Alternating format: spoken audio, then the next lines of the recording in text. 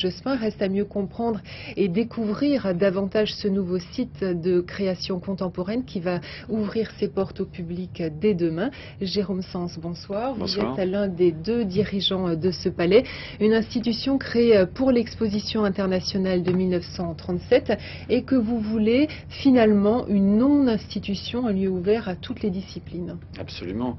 Le Palais de Tokyo, on souhaite que ce soit une sorte de laboratoire pour la création contemporaine. Il manquait à Paris un lieu souple et flexible entre les grandes institutions que nous avons déjà, le Centre Georges Pompidou, le Musée d'Art moderne de Paris ou le Centre national de la photographie.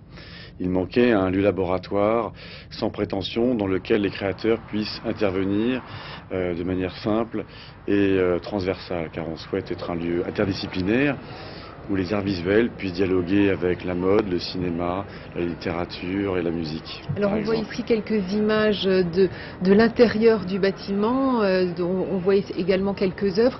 Comment avez-vous conçu d'abord le lieu lui-même? On voit que ça ressemble déjà comme une sorte de chantier inachevé. Pourquoi? Parce qu'il nous semblait que pour illustrer un laboratoire, pour que les artistes aient un lieu qui ressemble à un laboratoire, le laisser dans l'état dans lequel il était, une sorte de friche industrielle, une sorte d'échafaudage à partir duquel tous les artistes pourraient inventer ce lieu, nous semblait plus cohérent que de faire une sorte d'architecture showroom trop bien faite, trop décorée, avec trop d'éléments décoratifs. Donc les architectes, Alain Caton et Jean-Philippe Vassal, ont désiré avoir un propos très minimal par rapport à l'enjeu architectural. Ça veut dire aussi que ce lieu est conçu un peu comme un souk, je crois, comme la place Jemaa El Fna à Marrakech.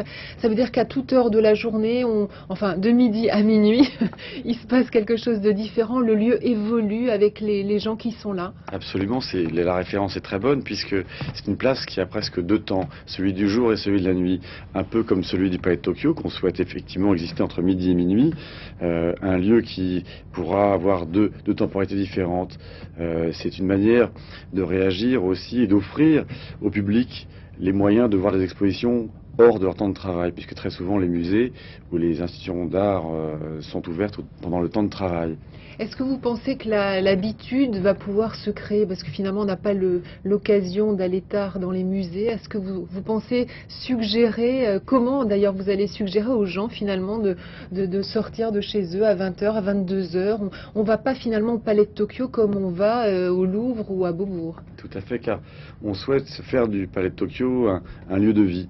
Un lieu de vie ou une maison des créateurs, où pourraient se retrouver toutes les tribus de la création générale.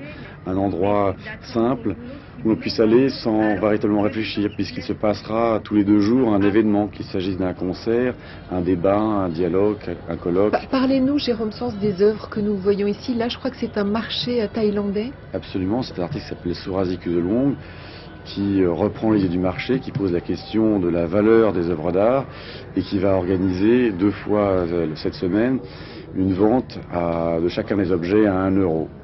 Alors installation, performance, vidéo, on trouve de tout au Palais de Tokyo. Est-ce que vous n'avez pas peur ou est-ce que vous avez au contraire envie de déranger un peu quelque part les gens? Est-ce que en même temps vous allez les prendre un peu par la main? Parce que ceux qui n'ont pas la culture de l'art contemporain, est-ce qu'ils vont pas être un peu perdus au Palais de Tokyo? Je ne crois pas, puisque notre désir est de mettre la création et les artistes à proximité.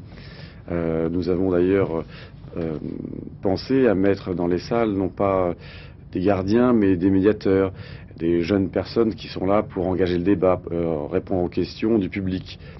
Par ailleurs, nous avons une programmation hors de nos murs qui s'appelle Tokiorama, qui consiste à un parcours scénarisé par des créateurs, qu'il s'agisse de chefs cuisiniers, de couturiers, de jeunes artistes, qui emmènent un public de 20 à 50 personnes avec eux dans ce parcours dans le quartier. Donc on vous prend par la main, on ne vous laissera pas tout seul au Palais de Tokyo si vous êtes désemparé. Absolument. Merci d'être venu nous parler du Palais de Tokyo, ouverture dès demain. Du 22 au 26. De midi à minuit, avec chaque jour un programme d'événements particuliers. Merci beaucoup, Jérôme Sens.